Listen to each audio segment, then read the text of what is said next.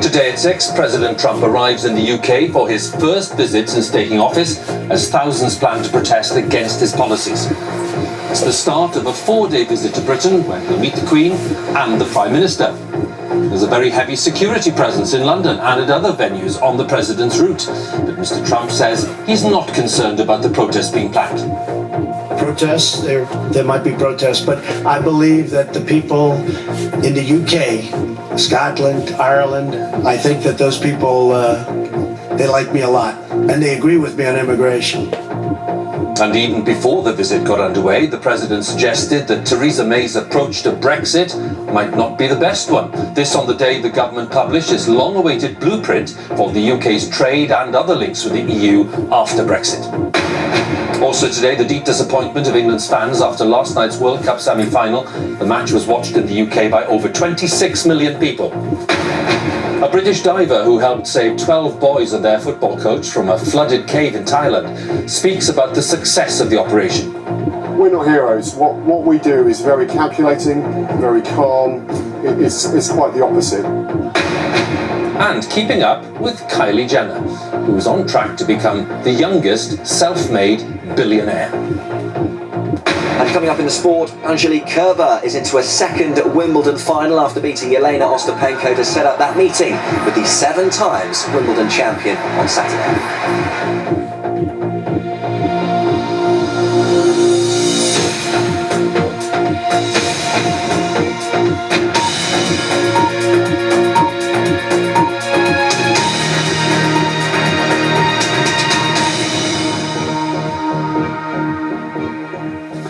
Good evening. President Trump has arrived in the UK. It's his first visit here since taking office, with stringent security measures in place, as thousands of people are expected to join demonstrations over the next few days to voice opposition to his policies. The President said he was fine about the protest, that Britons liked him a lot, and he said many Britons agreed with his views on immigration, which is why he said they'd voted for Brexit. He's due to meet the Prime Minister tonight, and tomorrow he'll also be meeting the Queen at Windsor. As our diplomatic correspondent James Robbins tells us, it's being seen as the most controversial visit by any US president to Britain. The moment President Trump finally made it to Britain. Touchdown at Stansted, not for a still-promised state visit, but a much scaled-down working visit. That reflects a country split down the middle over having him here at all. The President and First Lady Melania were greeted on behalf of the government by Liam Fox, International Trade Secretary. That underlines Theresa May's key aim to boost post-Brexit trade with the US. The President was back in the air again almost immediately on board Marine One to head for his ambassador's official residence in London's Regent's Park, his only stop in the capital. Protesters on the ground seem unlikely even to catch a glimpse of him.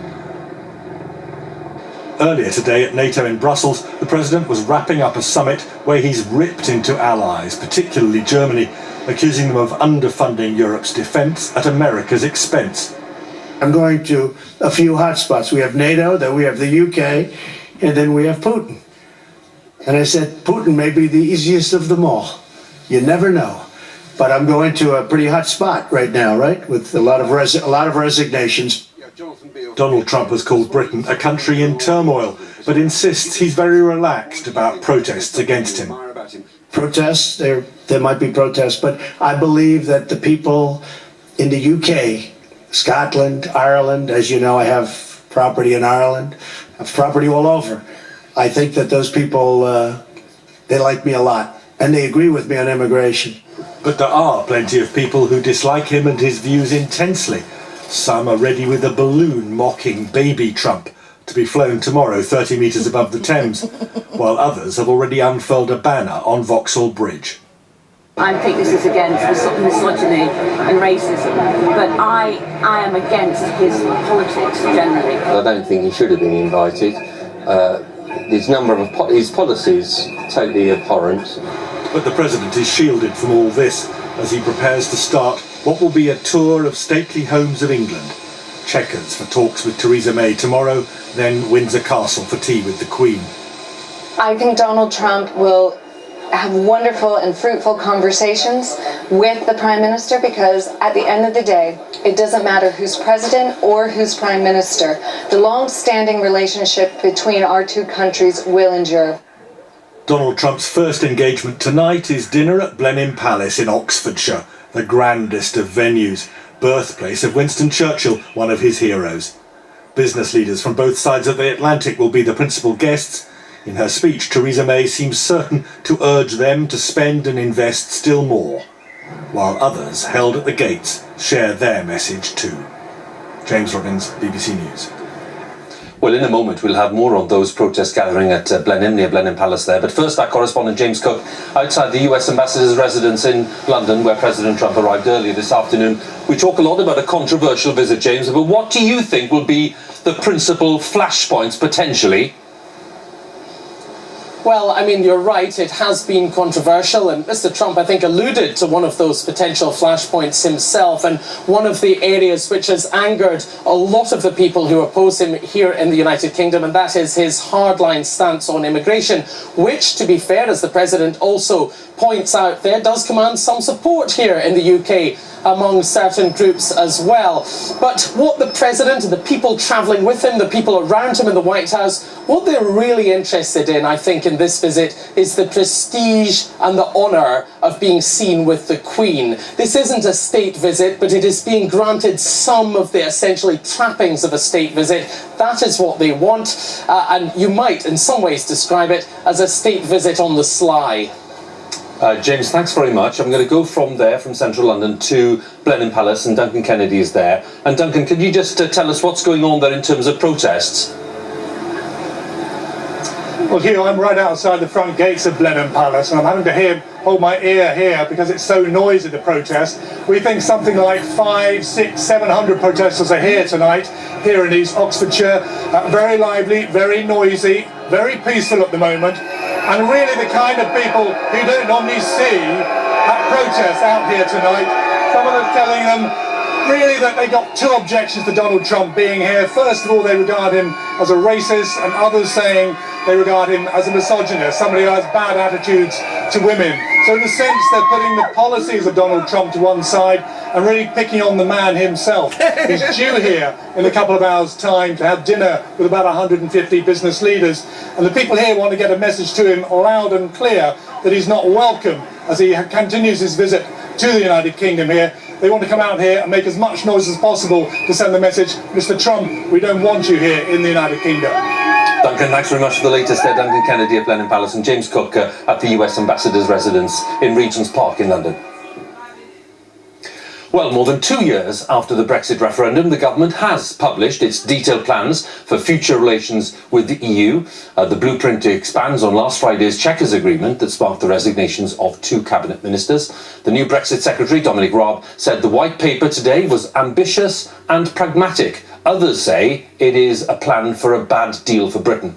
Our political editor, Laura Kuensberg, has been studying the contents.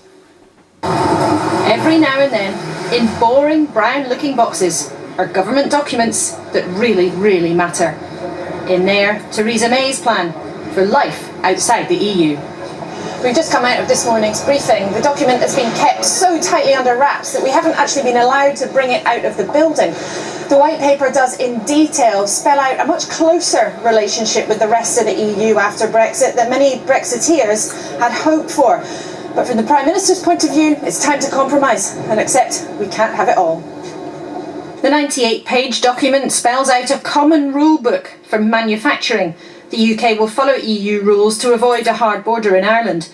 But the government isn't aiming for one big agreement on services, but new arrangements instead, to cover the vast majority of the economy. The overall deal will be policed by a new governing body. The European Court won't have the final say, but will interpret the rules. And while the government will end unlimited immigration from the EU, its citizens will be able to come without visas to do paid work in some circumstances, not yet defined. For those who like dramatic breaks with the established order, guess who? It's not as much of a separation as Brexit might have been. Before ministers had a chance to explain their plan, President Trump tried to do it for them. I've been reading a lot about Brexit over the last couple of days, and it seems to be turning a little bit differently, where they're getting at least partially involved back with the European Union. I don't know if that's what they voted for. Awkward, given that the Prime Minister was leaving for home to welcome the American President on his visit to the UK. They voted for us to take back control of our money, our law and our borders, and that's exactly what we will do. We will stop sending vast contributions to the EU every year. We will ensure that the European Court of Justice doesn't have jurisdiction in the UK any longer, and we will ensure that we bring an end to free movement. The white paper should have been made available. It will be immediately. But the brand new Brexit Secretary had some problems explaining at home. As soon as it's practically possible. Only at the very last minute did MPs see the plan. Boxes rushed into the Commons, copies being flung around. There was such a ruckus, but the session was stopped. I will therefore suspend the sitting of the House. Smooth and orderly Brexit? Not quite. Today has been shambolic for the government. It's evidence of how they're conducting negotiations. This white paper should have been published over a year ago. It's already overdue, and then it wasn't ready for scrutiny in Parliament, so